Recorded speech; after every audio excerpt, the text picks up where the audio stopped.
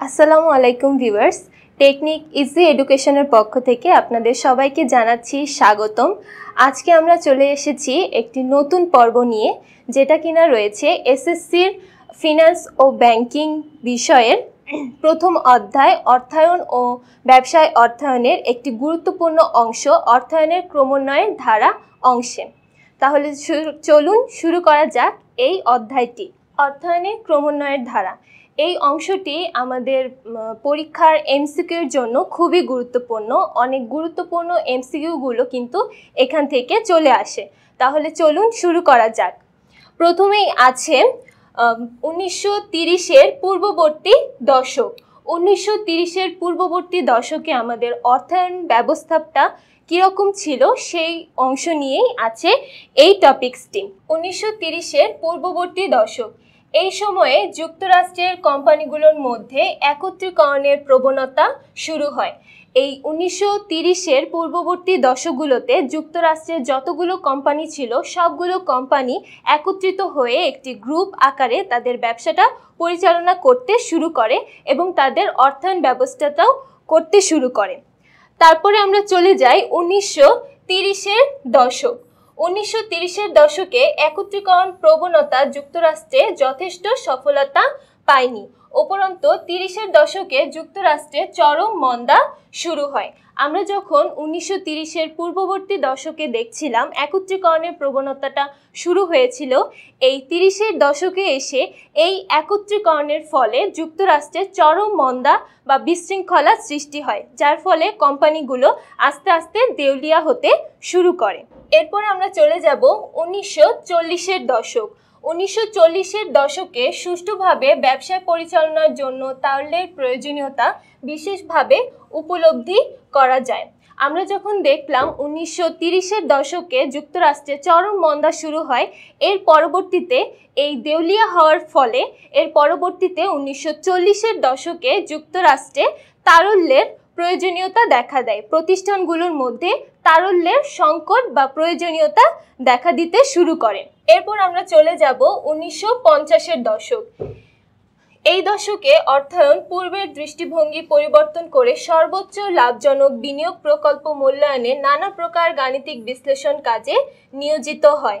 দীর্ঘমেয়াদী বিনিয়োগ করে বিক্রয় বৃদ্ধি ও ব্যয় হ্রাস করে মুনাফা সর্বোচ্চ করাই অর্থায়নের প্রধান কাজে পরিণত হয়। আমরা যখন দেখলাম 1940-এর দশকে তারল্যের প্রয়োজনীয়তাটা দেখা দিচ্ছিল এবং এই 1950-এর দশকে এসে এই তারল্যের প্রয়োজনীয়তা থেকে দীর্ঘমেয়াদী বিনিয়োগ এবং বিক্রয় বৃদ্ধি, ব্যয় হ্রাস ও মুনাফা সর্বোচ্চ করার ব্যাপারটি চলে আসে। তারপর আমরা চলে যাব 1960-এর দশকে। 1960-এর দশকে আধুনিক অর্থায়নের যাত্রা শুরু হয়। আমরা তথাকথিত যে অর্থায়ন ব্যবস্থাটা দেখে আসছিলাম, এই 1960-এর দশকে এসে আধুনিক অর্থায়নটা তাদের যাত্রা শুরু করে। এরপর আমরা চলে যাব 1970-এর দশক। 1970-এর দশকে কম্পিউটার অধ্যায়ের শুরু হয়। আমরা পূর্ববর্তী যতগুলো দশক দেখেছি সবগুলো দশকই ছিল সনাতন ধর্মী। এই 1970-এর দশকে কম্পিউটার তাদের যাত্রা শুরু করে এবং কম্পিউটার ভিত্তিক ব্যবসা প্রতিষ্ঠানগুলো তাদের পরিচালনা শুরু করে দেয়। এরপর আমরা চলে যাব 1980-র দশক। 1980-র দশকে ব্যবসার সম্প্রসারণ ও প্রতিযোগিতামূলক বাজার ব্যবস্থায় টিকে থাকার জন্য অর্থায়ন তার সনাতনী দায়িত্বে পরিবর্তন করে নতুন রূপে আবির্ভূত হয়।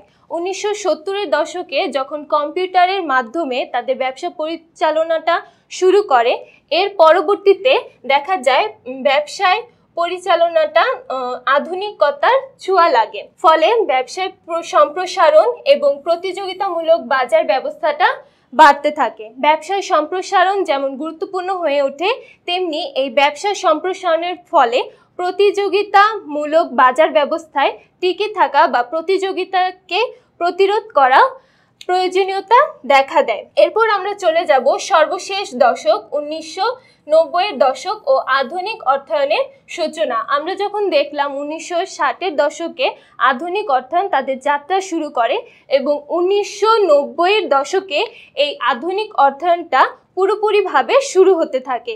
1960-এর দশকে কেবল আধুনিক অর্থায়নের ধারণাটা সৃষ্টি হয় এবং 1990-এর দশকে আধুনিক অর্থায়নটা পুরোপুরিভাবে শুরু হতে থাকে। 1990-এর দশকে বিশ্ব বাণিজ্য সংস্থা ওয়ার্ল্ড ট্রেড অর্গানাইজেশন আত্মপ্রকাশ করে। বিশ্ব বাণিজ্য সংস্থা বা ওয়ার্ল্ড ট্রেড অর্গানাইজেশনের মাধ্যমে যুক্তরাষ্ট্রের সকল ব্যবসা বা কোম্পানিগুলো তাদের সহযোগিতার জন্য এই বিশ্ব সংস্থার সাহায্য সহযোগিতা গ্রহণ করতে থাকে এবং ধীরে ধীরে উন্নতির দিকে ধাবিত হয়। এই ছিল আমাদের অর্থায়নের ক্রমোন্নয়ের ধারা। পরবর্তী ভিডিওর জন্য অপেক্ষা করুন এবং পরবর্তী ভিডিও দেখে আমাদের পেজটি যদি সাবস্ক্রাইব করা না থাকে তাহলে অবশ্যই সাবস্ক্রাইব করে আমাদের পাশে থাকবেন। ধন্যবাদ।